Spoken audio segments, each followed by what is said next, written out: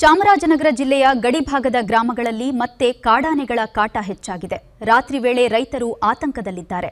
ತಮಿಳುನಾಡಿನ ತಾಳವಾಡಿ ಗಡಿಭಾಗದಿಂದ ಕಾಡಾನೆಗಳು ಜಮೀನುಗಳಿಗೆ ನುಗ್ಗಿವೆ. ಬೆಳೆ, ಪಂಪ್ಸೆಟ್ ಹಾಗೂ ತಂತಿ ಬೇಲಿಗಳಿಗೆ ಹಾನಿಯಾಗಿದೆ.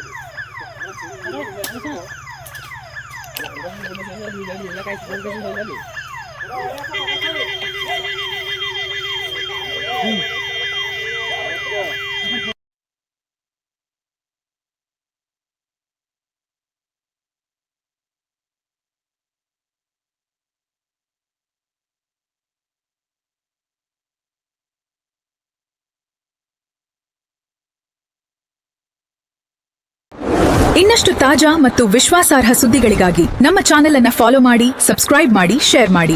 Follow Bharat one Kannada. ಇನ್ನಷ್ಟು